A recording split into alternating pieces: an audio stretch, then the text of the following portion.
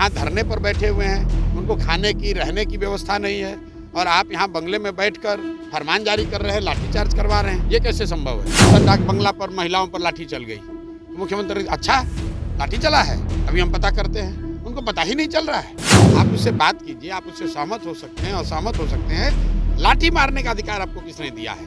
जायज मांगों के लिए है तो उस मार्च की अगुवाई करने के लिए प्रशांत किशोर और जनसुराज के साथी उन छात्रों के साथ चलेंगे। पुलिस कैसे लाठी चलाती है और लाठी अगर चलाएगी पुलिस तो फिर उसका नतीजा वो लोग भी भुगतेंगे। नमस्कार, हमारा नाम है समरीन और आपने देखना शुरू कर दिया है लाइव सिटीज। देखिए, आपको मालूम है कि 18 तारीख से अभ्यर्थी लगातार पटना के गर्दनी बाग में बैठे हुए हैं और शिक्षा सत्याग्रह कर रहे हैं। देखिए, बीते दिन वाली तस्वीरें भी आपको सबसे पहले लाइव सिटीज ने ही दिखाया था।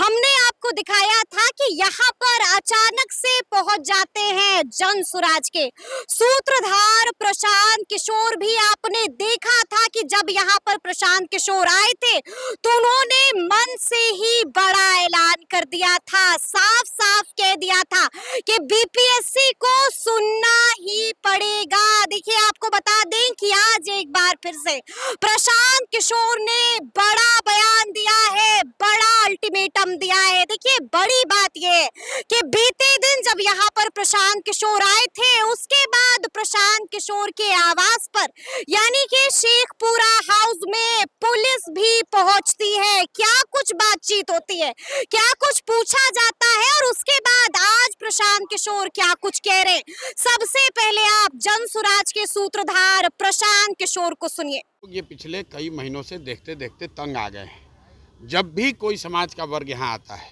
आए दिन आप लोग रिपोर्ट करते हैं, मुख्यमंत्री से जाकर आप लोग पूछते हैं सर डाक बंगला पर महिलाओं पर लाठी चल गई तो मुख्यमंत्री अच्छा लाठी चला है, अभी हम पता करते हैं। उनको पता ही नहीं चल रहा है। हर दूसरे दिन लाठी चल रही है, उनको पता ही नहीं चल रहा है और नहीं पता चल रहा है तो अब हम लोग जो भी आएगा उसके साथ हम लोग खड़े होंगे, आप लाठी चलाइए। अरे भाई, जब किसी ने परमिशन लेकर आपसे, आपके सरकार से परमिशन लेकर कोई धरना प्रदर्शन कर रहा है, आप उससे बात कीजिए, आप उससे सहमत हो सकते हैं, असहमत हो सकते हैं। लाठी मारने का अधिकार आपको किसने दिया है? उसका विरोध है। जब भी भाई मेरे, जब भी कल मैंने जो कहा है, जब भी छात्र मार्च पर निकलेंगे तो वो मार्च लोकतांत्रिक तरीके से हो, शांतिपूर्ण तरीके से हो, जायज मांगों के लिए है। तो उस मार्च की अगुवाई करने के लिए प्रशांत किशोर और जनसुराज के साथी उन छात्रों के साथ चलेंगे, ताकि हम लोग ये देखना चाहते हैं कि पुलिस कैसे लाठी चलाती है और लाठी अगर चलाएगी पुलिस तो फिर उसका नतीजा वो लोग भी भुगतेंगे। भाई, जितना पुलिस लगाना है लगा लीजिए। हम बीपीएससी पर कहाँ जा रहे हैं? हम तो बिहार के मुखिया नीतीश कुमार से मांग कर रहे हैं। बीपीएससी तो इसमें खुद ही पार्टी है। बीपीएससी तो पार्टी है। बीपीएससी जो कल्प्रिट, उसके यहाँ से क्या न्याय होगा? बीपीएससी के यहाँ जाने का तो कोई सवाल ही नहीं है। अरे, प्रशासन तो इसलिए आई थी कि वो घबराए हुए हैं कि कहीं हम लोग मार्च पे ना निकल जाएं। प्रशासन तो अपनी घबराहट में आए हैं। वो जानना चाहते हैं कि हम लोग निकल रहे हैं कि नहीं। आप स्पष्ट किया है, लड़ाई लड़ेंगे आप लोग आगे। अरे भाई, हम तो कल बोल के आए हैं, उसका असर आप खुद ही बता रहे हैं कि पुलिस बंदोबस्त कर रहे हैं, ये कर रहे हैं। अगर उनको कोई डर ही नहीं है, अगर उनको कोई मतलब ही नहीं है, कोई मामला नहीं है, तो फिर पुलिस प्रशासन को क्यों लगा रहे हैं? हम लोग तो आज भी फिर से मैं दोहरा रहा हूँ, सरकार से, मुख्यमंत्री से मैं आग्रह करूँगा कि छात्रों की वेदना का संज्ञान लें। एक अब खुद मिले, नहीं मिल सकते हैं, बहुत बड़े व्यक्ति हैं, तो कोई प्रतिनिधि मंडल अपने मिनिस्टर्स का, विधायकों का, अफसरों का बना दें जो छात्रों के मांगों पर बात कर लें।